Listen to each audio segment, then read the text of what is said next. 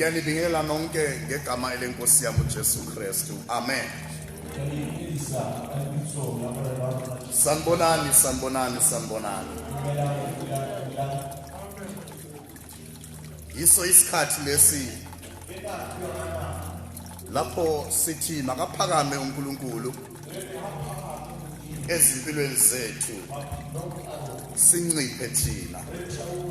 Makakhule yena, sinciphe thina. Siyabamukela futhi siyababingelela abasangena abavela emakhaya, laba abasibhekile lapho sishumela bukhoma live,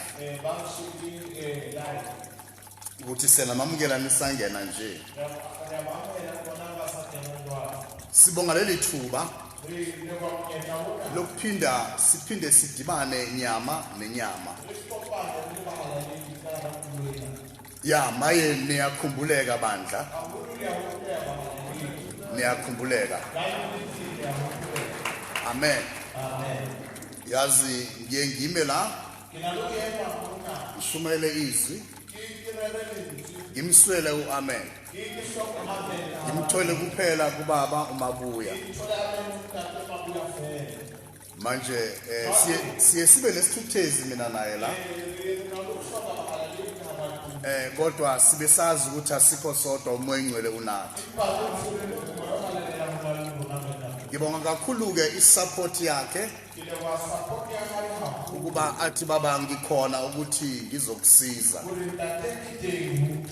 Ngibonga-ke phakathi kwabantu-ke baba, inkosi ibusise kwande kuwe. Manje-ke asike sibheke namhlanje indaba yohambo, indaba yobukhona bukaNkulunkulu ezimpilweni zethu, indaba yokusizwa uNkulunkulu ezimpilweni zethu, indaba yomnikeza indawo yokuthi asebenzisane kanye nathi. Asibhekeni sonke siye encwadini ka-Exodus, isahluko 13. Siyawufunda amavesi amabili, uverse 21 no-22. Sinikezwa namhlanje uNkulunkulu ophilayo incwadi ka-Exodus chapter 13. Sifunda uverse 21 no-22. Sikwenza konke lokhu ngokusizwa umoya oyingcwele ophilayo kaNkulunkulu. Amen. Ngiyafunda-ke ngeBhayibheli lesizulu engiliphethe, ngaphansi kwesihloko esithi ukuhamba kwabaka-Israyeli ukuya elwandle olubomvu. Verse 21 ngiyamfunda.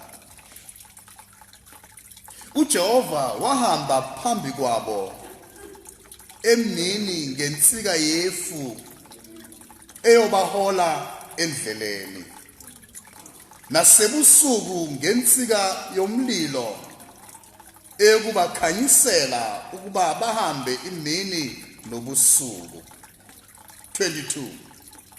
Insika yefu emini nensika yomlilo ebusuku ayisukanga ebusweni babantu. Amen.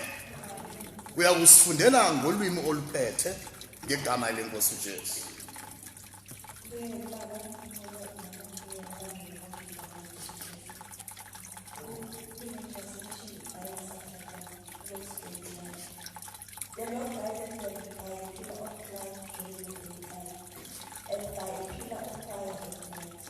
So they could travel either by day or night.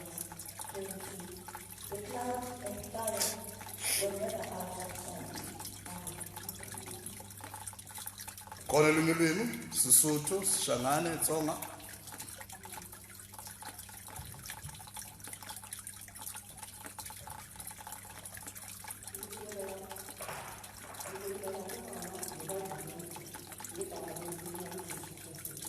Amen.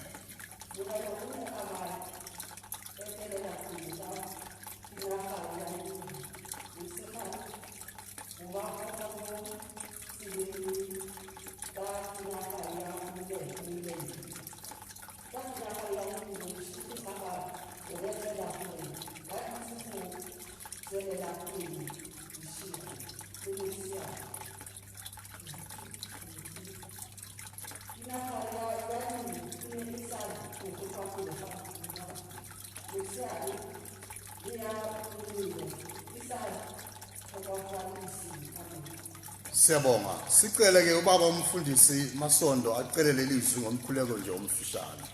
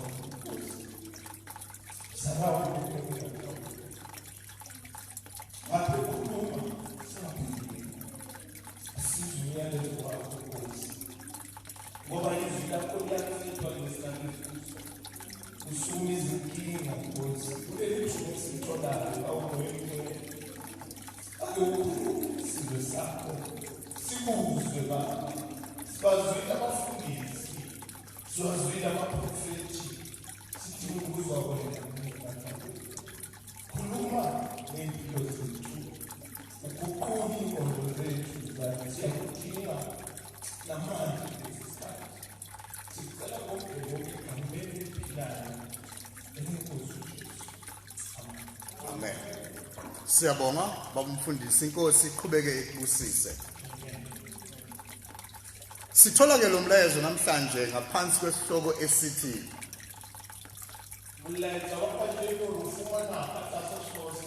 uNkulunkulu unathi. uNkulunkulu unathi. Ngempela unathi uNkulunkulu.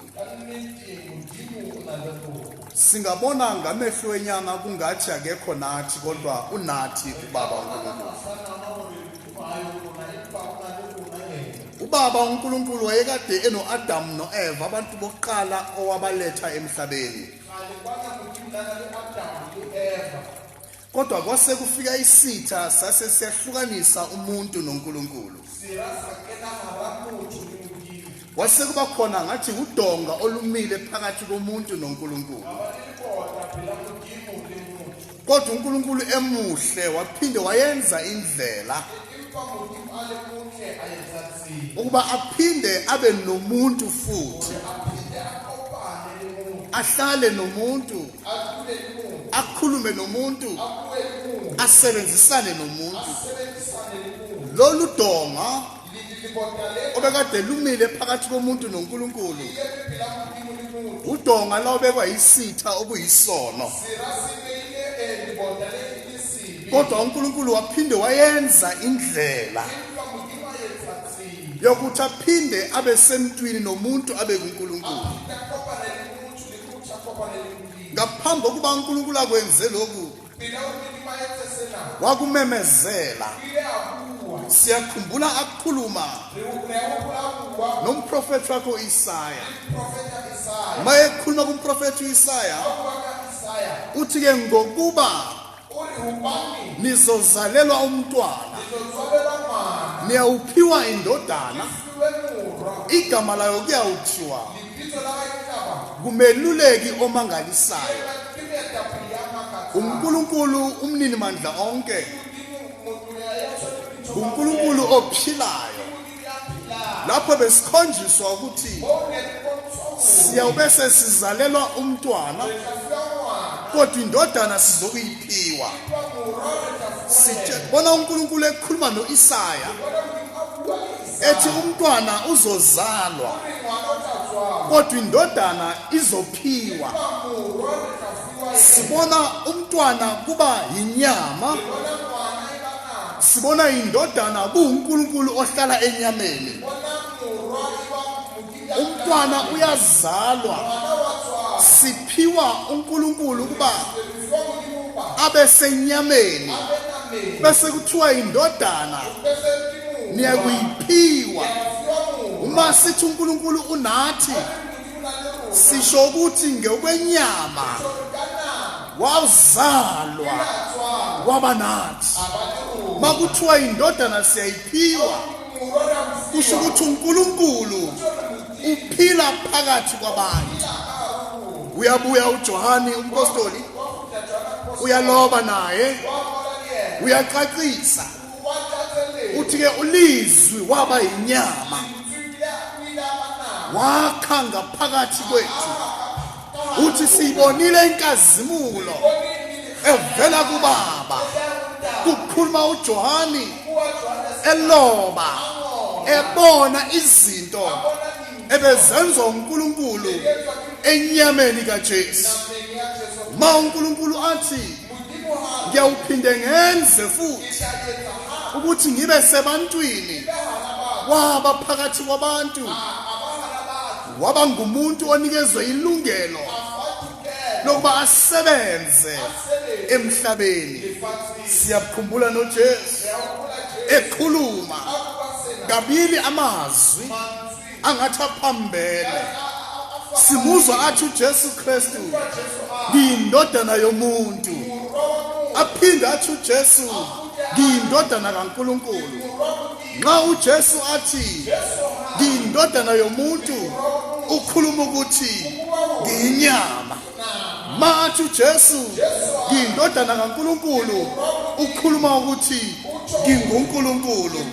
Sibona inyama ipha uNkulunkulu ilungelo nethuba lokusebenza emhlabeni, ngoba ngaphandle kwenyama uNkulunkulu akakwazi ukusebenza emhlabeni.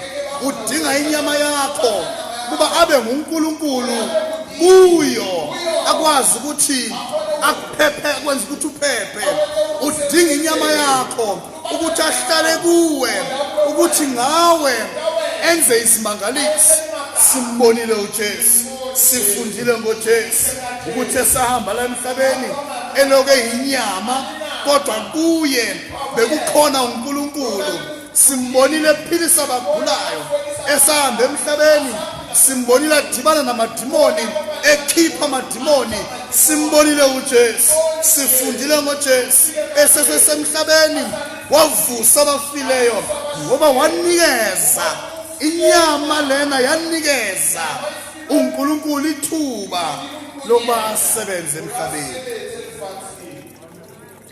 uNkulunkulu ngaphandle komuntu akakwazi. Noma ngingathi uNkulunkulu ngaphandle kwenyama angenze lutho. Umuntu ngaphandle kaNkulunkulu uyahlulela. Namhlanje sithi uNkulunkulu nathi ngoba uNkulunkulu wenza ukuthi abe nathi. Naba abantwana bakaIsrayeli bayaphuma ezweni lokugqilazeka eGibhithe. Nxa bephuma basohambweni bangcwelezisisana. Kimi kufika ukuthi ngisho ukuthi impilo yami neyakho iuhambo. Awukwazi ukuphila impilo emile. Nxa impilo yakho imile kusho ukuthi awuyindawo. Basuka abantwana bakaIsrayeli from eGibhithe bahamba baphokophele ukuya eKanani. Nathi impilo yethu ayihlelanga, ayifanga, ayilelanga, kodwa siyahamba. Masizwisise ukuthi njengoba sisendleleni kunezigigaba esiyawudingana nazo la emhlabeni.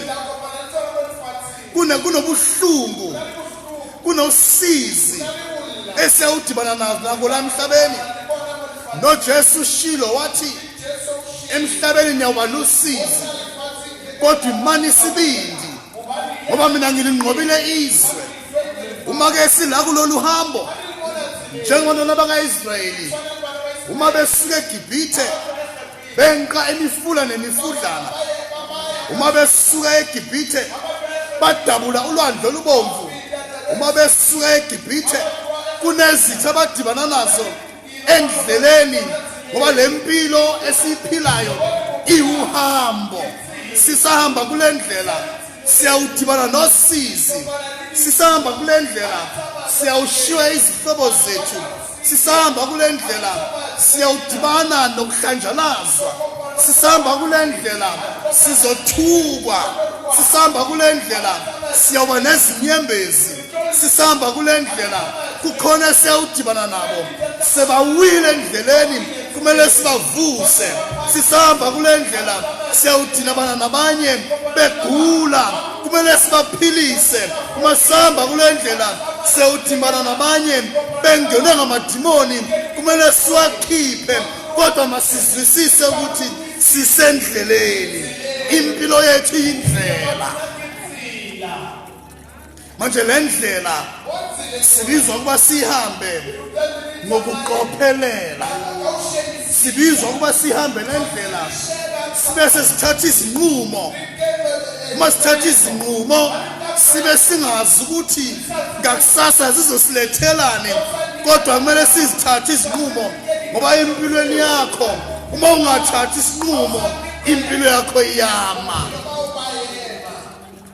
sibona bayaphuma abantwana bakaIsrayeli eGibhithe baphokophele ukuya eKhanani kodwa nansi indaba esifunda lapha kuverse 21 elithi iBhayibheli uJehova wahamba phambi kwabo emini ngensika yefu eyabonakala endleleni bese sesendleleni besuka eGibhithe uJehova kabashiyanga wahamba nabo waba ngaphambili waba yinsika yefu emini wabahola emini lapho bathi bayabona uNkulunkulu wathi ngiyawuba ngaphambili ngiyakunibonelela wabahola akabashiyanga endleleni ngoba endleleni siyadibana nobunzima siyamdinga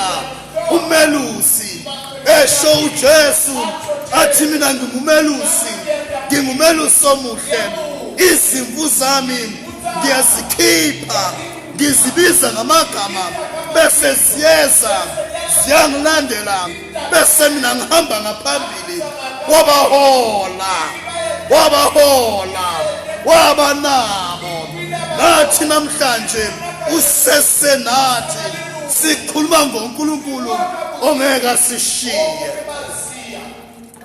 uJehova wahamba phambi kwabo asikhulumi ngoJehova osifihle emva kwethu haleluya angikhulumi ngoJehova osifihle emva kwethu ngikhuluma ngoJehova ohamba ngaphambili angikhulumi ngoJehova othi mawufika kuye athi ngikhanyisele ngikhuluma ngoJehova yena ukukhanya othi nxa ehamba ngaphambili wena ubona ubumnyama sizwa uJesu asho njalo athi mina ngukukhanya abesemva kwami abasoze bahambe ebumnyameni uJehova wabahamba phambi kwabo emini ngensika yefu eyabahola endleleni nasebusuku ngensika yomlilo lapho kusebusuku bengaboni kodwa uJehova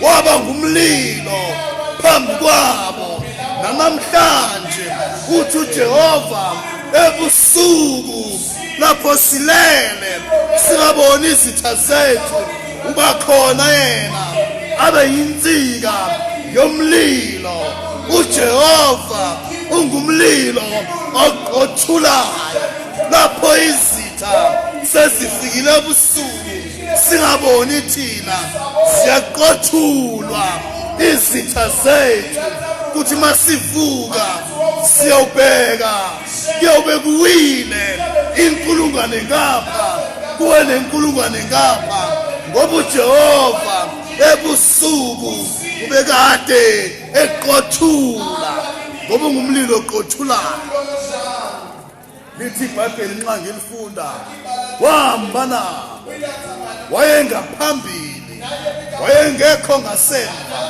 ngoba bekazi ukuthi kunezingqinamba kunobunzima abayawudibana nabo ngaphambili kodwa mina Jehova angisoze ngabashiya ngiyawubahola sikhonza uJehova osiholayo ngoba uyazi ukuthi endleleni kunezinto esanikezwa sayalezwa kuJesu Kristu ukuthi sizenze uma sisamba kule ndlela sanikezwa nguJesu sashiyelwa umlayezo nguJesu ukuthi mani sesela kule mpilo kule ndlela sisana ukuthi anipheleli la kulomhlaba la emhlabeni indlela la esihamba khona abanye bayawushayisana namabona abanye bayawukuwa kodwa uJeremiah bese athi kanti umuntu uthiwa ngawa ngasavuki na uthi noma seniwa kule ndlela imani isibindi nivuke ngoba nikho nodwa ukhona niholayo ngaphambili manje siyamuzwa uJesu esishiya nomlayezo wasiyaleza ngoba azi ukuthi lempilo esihambayo iwuhambo asibheke incwadi kaMateyu lapha silayeza khona incwadi kaMatthew chapter 28 wabahola wahamba nabo waba yinsika yefu emini waba yinsika yomlilo ebusuku eloke bahola manje ngifuna nizwisise ukuthi le ndlela noma le mpilo iwuhambo lapha encwadini kaMatthew chapter 28 sifunda amavesi amabili verse 19 no verse 20 ngiyamfunda verse 19 uthi ngalokho hambani ngoba le mpilo niphila iwuhambo akusimpilo emile mawuphila impilo emile awuphili ufile kodwa mawuphila impilo ehambayo kukhona okuyokwenzeka endleleni uthi ngalokho hambani abese sinikeza umsebenzi kuthi mani hamba kule mpilo yini ekumele niyenze uthi hambani nenze izizwe zonke abafundi nibabhabhatise egameni likaYise nelendodana nelikamoya oyingcwele abese athi ku20 nibafundise ukugcina konke enginiyale ngakho ngoba bhekani mina nginani izinsuku zonke kuze kube sekupheleni kwesho iswana ukuthi uthini makasiyaleza ngoba kade ezwisisa ukuthi le mpilo esiphila iwuhambo uthi ke njengoba nihamba hambani nenze lokhu hambani nibafundise hambani nibayale konke nina ngishiye nganiyala ngakho endleleni siyawudibana nabantu abaphambene nalokuthi nesiyalwe kona kodwa sibizwa ukuba sibayale sibizwa ukuba senze abafundi sibizwa ukuba umhlaba siuguqule umhlaba ungaguquli thina banqolezisisa endleleni sinikezwe umsebenzi endleleni sinikezwe umyalo uthi lo myalo hambani nibenze manje ngifuna nizwisise bantwana ukuthi uma sisambe emhlabeni kunengi okuphambene nentando kaNkulunkulu esiyawudibana nawo kodwa thina kumelanga siphambane noma thina senze lokho okuphambana nentando kaNkulunkulu kumele thina lokho esikubonayo ukufuna ukuthi siphambane nentando kaNkuluNkulu sikwenze kube sentandweni kaNkuluNkulu. Siphiwe amandla ukuthi sikwazi ukwenza lokhu okungekho entandweni kaNkuluNkulu kube sentandweni kaNkuluNkulu. Manje uyasithaska namhlanje njengoba ashiye lo mlayezo uthi umelwe wena ukuthi wenze lokho emsebenzini, umelwe ukuthi wenze lokho wena emphakathini, umelwe wena ukuthi wenze lokho kubangani bakho, umelwe wena ukuthi wenze lokho emndenini wakho, ngoba zisisa ukuthi la empilweni uhambo.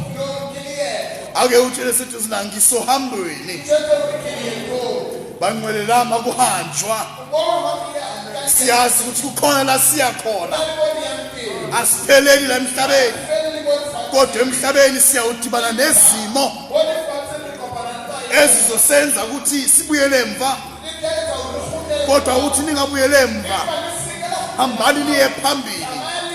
Siyaphi na? Siyekhaya kuBaba. La emhlabeni siyandlula, kunezinto esizodibana nazo sizibone bese siyasiguqula, bese siyaqhubeka nohambo.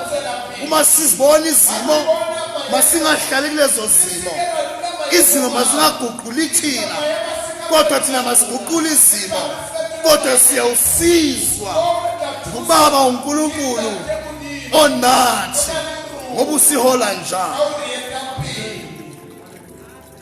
Lithi iBhayibheli ebusuku waba yinsika yomlilo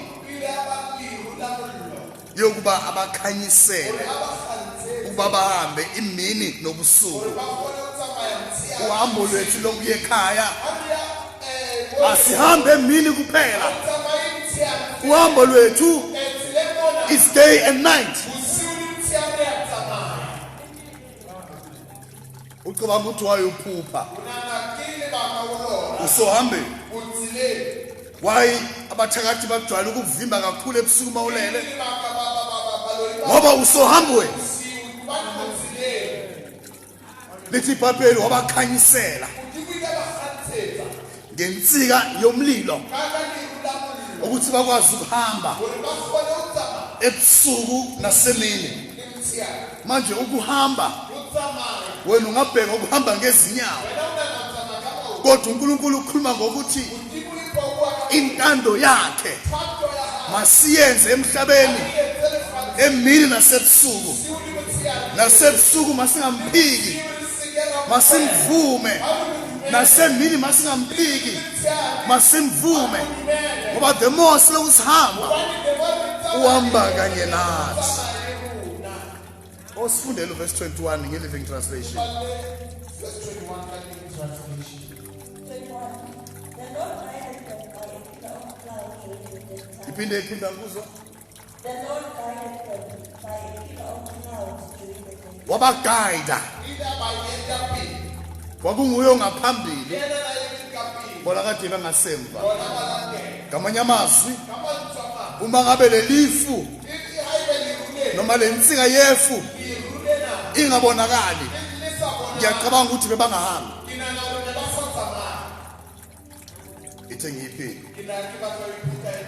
kimi kufika ukuthi lensika yefu uma bebangayiboni bebangahambi, ngoba lensika yefu kubo beyi direction yokuthi sivuka namhlanje siya ngaku kwanga nakuwe namhlanje empilweni yakho.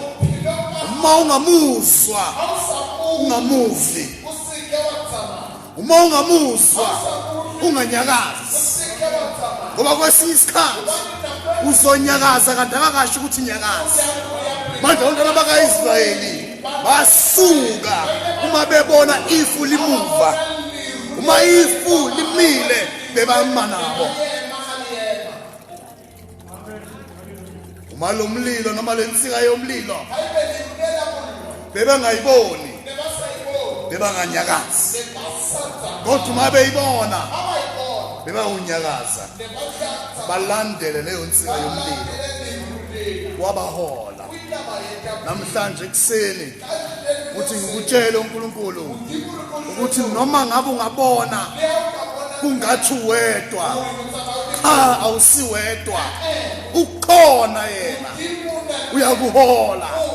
Noma ungabona kuphithizela kwenzeka izinto ezibhlungu empilweni yakho, uthi kodwa nginawe. Uyasho umprofeti uIsaya uthi ke bayawukhuluma ngawe, uthi bayawucebisana ngani, kodwa wekha amazwi wabo azawukuma, ngoba uNkulunkulu wenu unani. Uthi ke namhlanje masingasabi lutho ngoba siyaholwa, uyasihola. So uhambo lwethu akubo uhambo lokwenza okuhle sisesela emhlabeni, ngoba kuyawufika isikhathi lapho sesifikile la besiya khona. Abantwana bakaIsrayeli uma bephuma eGibhithe bafika eKhanani. Lokuyisho futhi leyo iphinde nizongizwa. Uma bephuma kaIsrayeli belokhu behamba endleleni, ziningi izinto ezenzeka kubo ezibhlungu, kodwa bafika eKhanani. Manje uNkulunkulu sinakuye ngilethele umlayezo, noma ungafika ekhaya kubaba sowuvithikile kodwa uzofika. Noma ungafika ekhaya kubaba ugcwele izinyembezi kodwa uzofika. Ebese ethi yena ngiyakunesula izinyembezi. Uyakhuluma uJohani umpostoli lokwambulwa kuye, embulelwa nguJesu, uthi laba kade behamba nami emhlabeni badibana nobunzima. Uthi ke uJohani umpostoli mangifika lapha kuleya ndawo kwase kubakhona elinye ilunga eliphuma kuleya ndawo, le ndawo esiya kuyo. Leli lunga lithi kuye, ngabo bani laba? Kubuza ilunga lasezulwini kungathalazi. Bese uJohn umpostoli athi angazi mina, nguwena owaziyo. Leli lunga liyamphendula lithi laba yilaba bavela ezweni lenhlupheko. Uthi yilaba abathatha ingubo zabo bazihlanza egazini lewundlu. Uthi yibo laba bobabona namhlanje bagqoba ingubo ezimhlophe, kodwa zisisa ukuthi baphuma ezweni lenhlupheko, ngoba sisohambeni impilo yethu kuhamba. Kuyoba buhlungu bangcwele mawuthi ubheka ngapha owakhula nabo abasekho, mawuthi uyabheka labo kade ukhonza nabo abasekho, mawuthi uyabheka ubona umndeni wakho awusekho, mawuthi uyabheka udonsa kanzima, kodwa zwisisa awukho wedwa, unawe uNkulunkulu nawe. Wesa waba inyama wakha kithi, sisebenza naye, sishumela naye, siphilisa naye, ngoba uNkulunkulu nathi asesabi lutho. Abesasho omunye athi mkhulu okithi kunalo osezweni.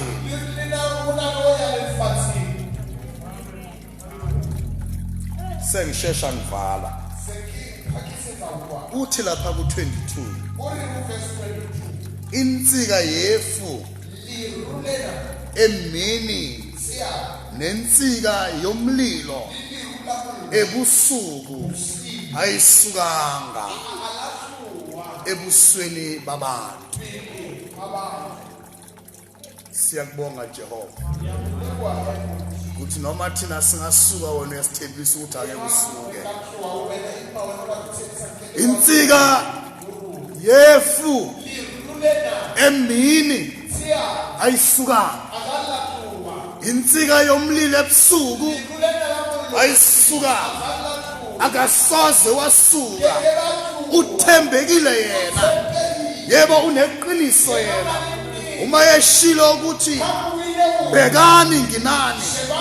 Laba bakaIsrayeli uma bebheka ebusuku bebabona insika yomlilo. Laba bakaIsrayeli uma bebheka emini bebabona insika yefu ayisukanga kubo. Namhlanje uJehova uthi mangikwazise ukuthi noma ungazibona empilweni yakho ungathi sekasukile yena, cha akasukanga. Noma ungazibona empilweni yakho ungathi sowedwa wena, cha awusiwedwa. Ukhona yena umlondolozi kaIsrayeli usazokulondoloza wena. Wahamba nokhokho bethu ebekade bemuzwa akabashiyanga. Uthi nasebusuku akasoze wakushiya. NoJesu ukhuluma lawo mazwi uthi bhekani nginani izinsuku zonke kuze bese kupheleni kwese. Yebo ngiyawuhlala nginani. Bhekani nginani. Ake uzibheke le nyama ithwele uNkulunkulu. Ake uzibheke le nyama ithwele umlini mandla onke. Ake uzibheke le nyama ithwele amandla awusiwedwa. Lo hambo oluyimpilo masilihambe ngokuqophelela. Masazi futhi ukuthi sinikeziwe ilungelo lokuhamba sibe sisizwa ngumoya oyingcwele. Sifunde le Living Translation verse 22 ivalo. The cloud and fire were never out of sight. Azange zisuke esayitini. Ake uthi uNkulunkulu wami ngiyakubonga ukuthi ukhona esayitini lami. Na malithi iBhayibheli lefu lomlilo noma ngathi insika yomlilo nensika yefu ayisuwanga on their side. Kusho ukuthi bebambona njalo uJehova.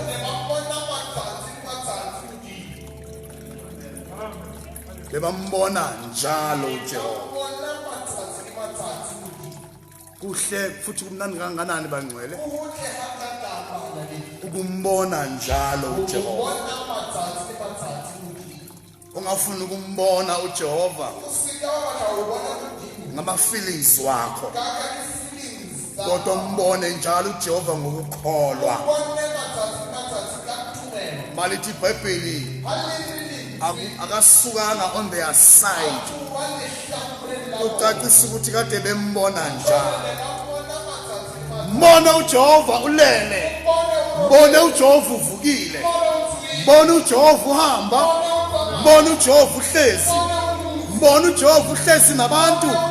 Mbona uJehova uhlezi nezitha zakho. Mbona uJehova. Mbona uJehova. Mombona bese uyambonga. Mbona uJehova. Mombona uJehova bese uyamtshela ukuthi ngiyakubona. Mazise ukuthi ngiyakubona. Acknowledge ukuthi Jehova wena ngiyakubona. Kuwe sebenza empilweni yami. Kuwe uvulela indlela. Kuwe ususa izitha zami. Kuwe ongiphilisile. Jehova ngiyakubona. Azange asuke on their side. Sifundele ke Living Translation. The cloud and fire were never out of sight. Akasuka out of sight. Kusho ukuthi uIsrael ngiboleke kancane moya ingcwele ngelungelo lakho moya ingcwele ngipha lona just to switch kancane ngene kusingisi. It means when the Israelites were led by God, and when the Bible says God never went out of their side, he was always on the side of Israel. It means Israel was always right according to God. It means Israel was always righteous according to God. They were always in alignment with God. They were always in agreement with God. They were always acknowledging God. They were always seeing God. They were always moving according to the movement of God. When we say this is the movement of God, we mean that we cannot move. We cannot move unless God moves. If God moves to the left, we will move to the left. If God moves to the right, we will move to the right. For we're always waiting for the pillar of fire. We're always waiting for the pillar of cloud. Agasuka. Siyakubonga Baba. Uthi awusoze wasuka. Uyawuhlala unathi njalo. Empilweni sisahamba. Siyakubonga Baba. Uthi wena uyawuhlala unathi. Ngoba izwi lakho lithembekile. Ngoba nawe uthembekile. Uyaligcina izwi lakho. Namhlanje kuseni isimo sakho angisazi. Angazi into obhekene nayo. Kodwa nayi into engiyaziyo. Ukuthi lokho obhekene nako uNkulunkulu ubhekene nako.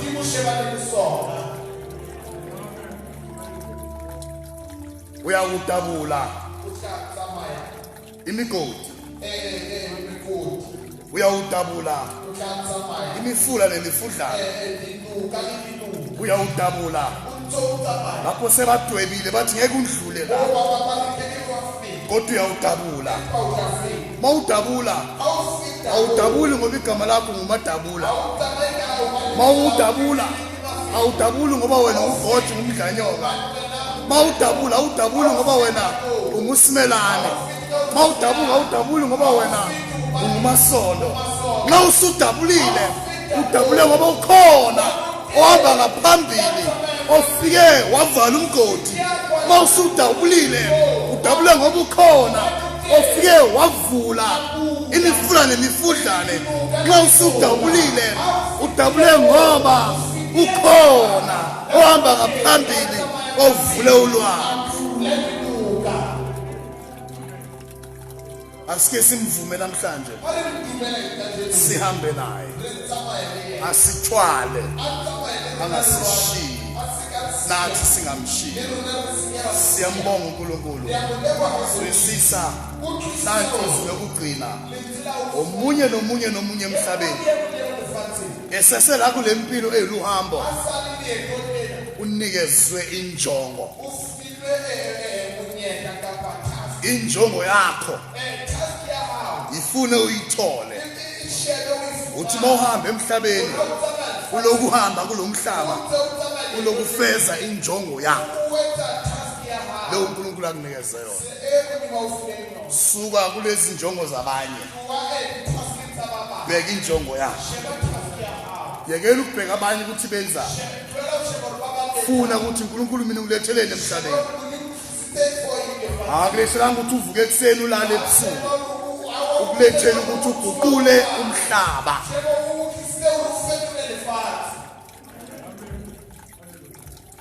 Abantu ababheka abanye ukuthi bahamba kanjani ingoba bona bazi ukuthi kumele bahambe kanjani. I promise you ngiyakuthembisa ngiyavala manje ngoba impilo uluhambo siye sibone ukuthi mawuhamba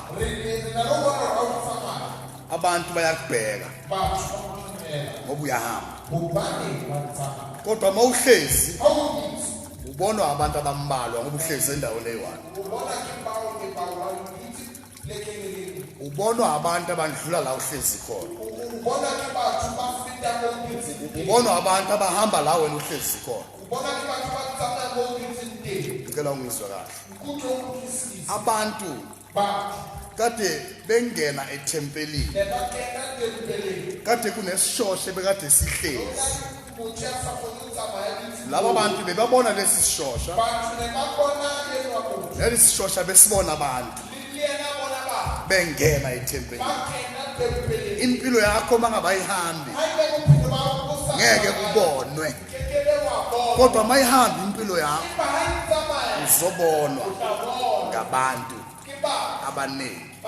Thatha naye example mawusuka la manje thatha uhamba uthi uya la eGugu Street baningi abantu abazokubona kodwa mawuthatha lesi sithombe manje hlale la eplotini uyobona kuphela ngabantu abangena la eplotini abambalwa. Kusho ukuthi uzothukwa abantu abambalwa uzohlekwa abantu abambalwa. Kumnandi ukuthukwa ngabantu abaningi kumnandi ukuhlekwa ngabantu abaningi ngoba uthola opportunity lokusiza abantu abaningi noma bakuhleka bawuthola ithuba lokubasiza noma bakuthuka kodwa ithola ithuba lokubakhombisa ubuNkulunkulu obukuwe. Hamba ungami. Thatha namhlanje isinqumo ya ngiyalibokeleka lelo gama ngaqedo namhlanje wena ngokwakho awuri nna today ngingaqedo yori ke tlo tsamaya tsela e ke ntse ke tsamaya le Modimo. Akuna taba hore batho ba re mara ke ko tseleng yaka ke a tsamaya mo tseleng e ene ke a tseba hore ke Modimo fela o tsamaya ka pilaka.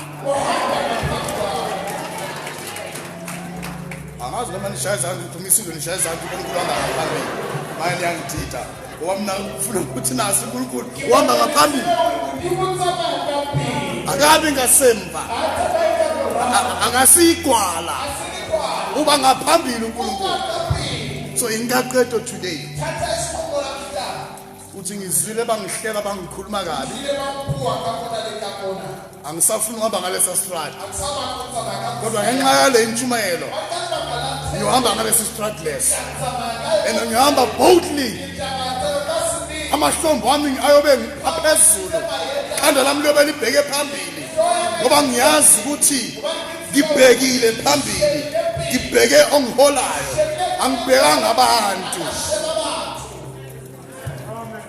Ukhona siholayo sihola ngumnini mandla wonke akasikhiphi ebubini asishiye esigangeni usikhipha ebubini abesihamba nathi indlela yonke sesiyofika ekhaya kubaba.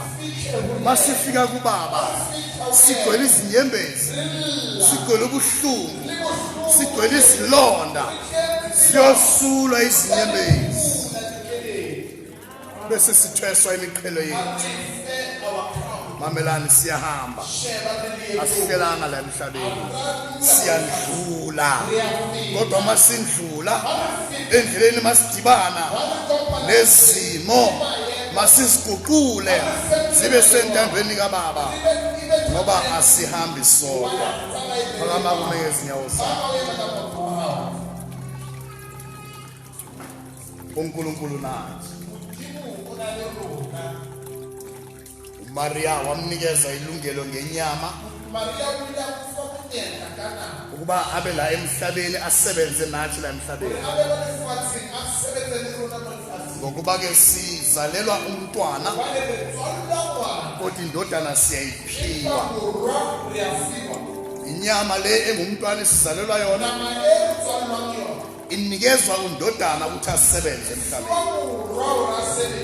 yebo siyinyama kodwa sinikeze uNkulunkulu ilungelo enyameni yethu ukuba asebenze ngathi ngoba ungumoya yena ungaphakathi kwethu asimbonge namhlanje ngalokuba angasishiya abe nathi njalo simbonge ngokusihola kwakhe ukuthi lokhu sahamba nathi mamela noma ngabe kungehla okunzima kuwe akusho ukuthi ukushiyile leyo language yakudala irabe ngeke akushiye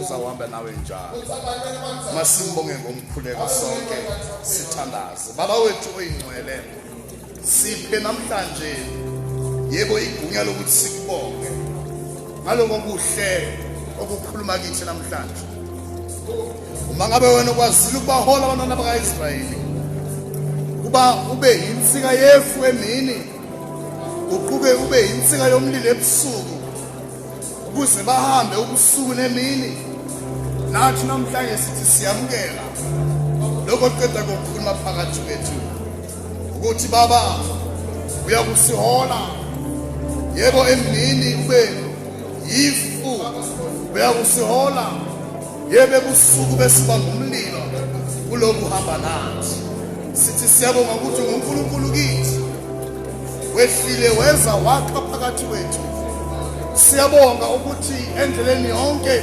sisahamba kule mpilo asimanga kodwa siyahamba kanye nawe xa sisahamba nawe sibonga ukuthi uyasikhombisa ekumele sikwenze endleleni sisahamba nawe awusibizelanga Nkosi ukuthi sihambe nje sidlule kodwa usibizele ukuthi sihambe bese siyaguqula izimo siguqule ngisho nomhlaba ukuthi nanxa sesifika kuwe sibe sesi-impactile izwe siyakubonga namhlanje ngalo musa wakho ngaka ngegama elenkosi uJesu sithi hlala kithi sihlale kuwe amazwi akho aphile phakathi kwethu ngegama elenkosi yethu Jesu siyabonga mnini mandla onke ngaye uJesu Kristu ophilayo amen amen asike simshayele izandla uJesu Kristu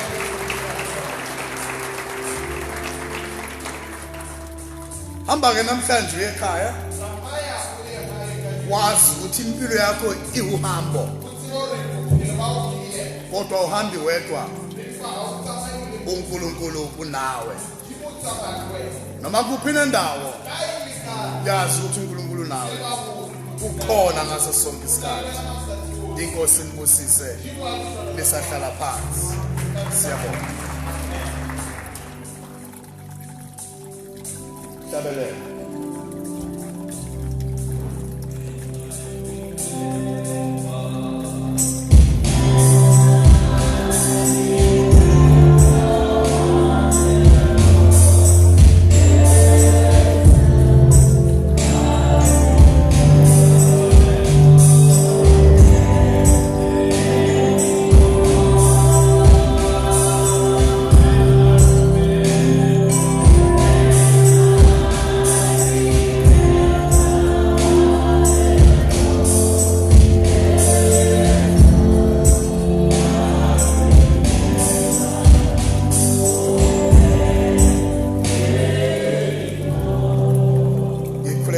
abasemakhaya manje ngegama lenkosi uJesu Kristu ngiletha ukuphila kubo bonke abagulayo ngiyasusa zonke izinhlungu ezisemzimbeni wabo ngikhuluma kubo impilo manje ngiphinde ngikhulule impilo evela kuJesu Kristu kuthi ingene ihlelo kubo bonke baphile ngegama lenkosi uJesu zonke izifo ezibabophile zisusiwe zikhululiwe kubo manje, kodwa manje kukhona kubo impilo.